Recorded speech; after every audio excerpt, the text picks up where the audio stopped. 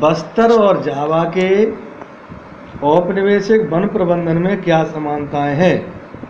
बस्तर भारत के छत्तीसगढ़ राज्य का एक सुदूर दक्षिण जिला है, जबकि जावा इंडोनेशिया में स्थित है। भारत अंग्रेजों व इंडोनेशिया डचों का उपनिवेश रहा है। इन शासकों के अधीन बस्तर तथा जावा के वन प्रबंधन में निम्नलिखित समानताएं थीं। बस्तर में अंग्रेजों ने तथा जावा में डचों ने वनों पर नियंत्रण स्थापित किया। अंग्रेजों के समान डच भी शाही नौसेना के लिए इमारती लकड़ी चाहते थे। अंग्रेजों व डच उपनिवेशों ने वैज्ञानिक वानिकी आरंभ करके अपनी आवश्यकता के अनुरूप पेड़ लगाए।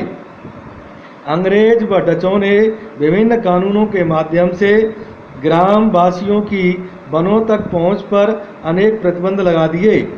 दोनों ही प्रदेशों में स्थानांतरी कृषि पर प्रतिबंध लगा दिया गया।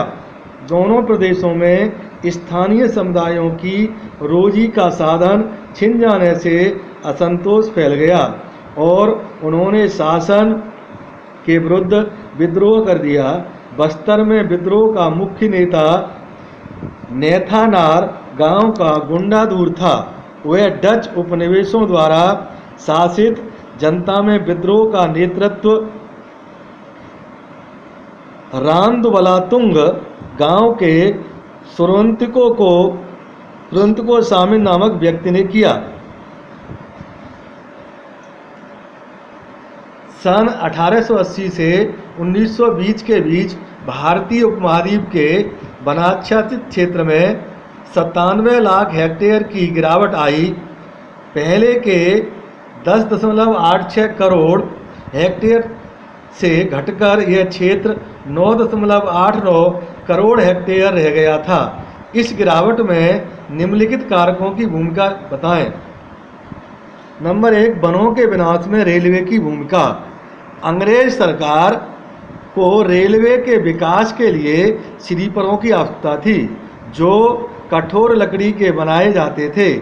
1 मील रेलवे लाइन बिछाने के लिए 1760 से 2000 स्लीपरों की आवश्यकता पड़ती थी। सन 1946 तक लगभग 7,65,000 किलोमीटर रेलवे लाइनें भारत के विभिन्न भागों में बिछाई गईं, जिससे लाखों की संख्या में वृक्ष काटकर रेल की भेंट चढ़ा दिए गए। रेल इंजनों में भी लकड़ी का कोयला जलने से वनों को भारी क्षति हुई। नंबर 2, जहाज निर्माण के कारण वनों का विनाश। ब्रिटेन का औपनिवेशिक साम्राज्य सबसे बड़ा था तथा जहाज बनाने के लिए उसके पास ओक के वनों की कमी थी। अतः मजबूत लकड़ी प्राप्त करने के लिए साल व सागौन के पेड़ लगाए जाने लगे। अन्य सभी पेड़ों को काट दिया गया। भारत से बड़ी मात्रा में लकड़ी इंग्लैंड भेजी जाने लगी, जिससे भारत के वनों से आच्छादित भूभाग में कमी आने लगी। नंबर 3, कृषि के विस्तार से वनों का विनाश। सन 1600 में भारत के लगभग 1/6 भाग पर खेती होती थी, परंतु जनसंख्या वृद्धि के साथ साथ खाद्यान्नों की मांग बढ़ने लगी। अतः किसान कृषि क्षेत्र का विकास करने लगे। इसके लिए वनों को साफ कर नए खेत बनाए जाने लगे। चरवाहों पर प्रतिबंधों ने भी कृषि के विस्तार पर बल दिया। 1880 से 1920 के बीच कृषि क्षेत्र में 67 लाख हेक्टेयर का विस्तार हुआ। इस प्रकार वन तीव्रता से समाप्त होने लगे। नंबर 4, व्यावसायिक खेती के कारण वनों का विनाश। व्यावसायिक खेती के कारण भी वनों का विनाश हुआ। किसानों ने बाजार में बेचने के लिए फसलों का उत्पादन किया, जिससे उन्हें अधिक लाभ हो सके। देश के बहुत बड़े क्षेत्र से वन साफ किए गए तथा वहां चाय व कॉफ़ी की खेती की जाने लगी। नंबर 5, चाय कॉफ़ी के बागान के लिए वनों का विनाश। यूरोप में चाय कॉफ़ी की मांग अधिक थी। अंग्रेज सरकार ने वनों पर नियंत्रण के लिए सस्ती दरों पर यूरोपीय खेतिहरों को बड़े क्षेत्र दे दिए, अतः इन क्षेत्रों से वनों को काटकर साफ किया गया तथा चाय व कॉफ़ी के बागान लगाए गए। नंबर 6, आदिवासी व किसान वन विनाश के उत्तरदायी। आदिवासी व स्थानीय किसान भी वन क्षेत्रों में कमी के लिए उत्तरदायी हैं। उन्होंने व्यावसायिक कृषि के लिए वनों को नष्ट किया। वे ईंधन के लिए पेड़ों को काटते थे, जिससे वनों का अत्यधिक विनाश हुआ।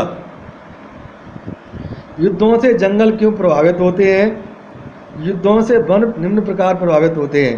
नंबर 1, प्रथम विश्व युद्ध 1914 से 1918 व द्वितीय विश्व युद्ध 1939 से 1945 ने वनों पर दुष्प्रभाव डाला था। अंग्रेजों के लिए युद्ध उत्पादनों संबंधी आवश्यकताओं को पूरा करने के लिए वनों को खूब काटा गया। नंबर 2, जावा स्थित साम्राज्यवादी डचों ने द्वितीय विश्व युद्ध के दौरान जापानियों के हाथों से वनों की संपदा को बचाने के लिए स्वयं वनों में आग लगा दी थी, जिसके कारण युद्ध में विशाल वन क्षेत्र अग्नि की भेंट चढ़ गया। युद्ध के समय विभिन्न सरकारें लकड़ी के विशाल भंडारों तथा आरा मिलों को स्वयं भी जला डालती हैं, ताकि वे संसाधन शत्रु के हाथ न लग जाएं। नंबर 4, भारत में युद्धों के दौरान जंगलों को काटा जाता था अथवा जला दिया जाता था। भारत में स्थित ब्रिटिश सेना को वनों से आवागमन में कठिनाई होती थी, अतः युद्ध रत सेना को तत्काल सहायता उपलब्ध कराने के लिए वनों को काटकर रास्ता सुगम बनाया जाता था।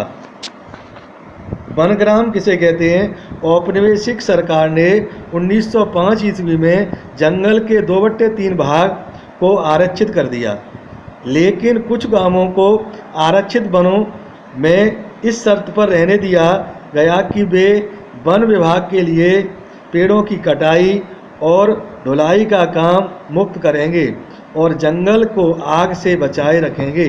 बाद में इन्हीं गांवों को वनग्राम कहा जाने लगा।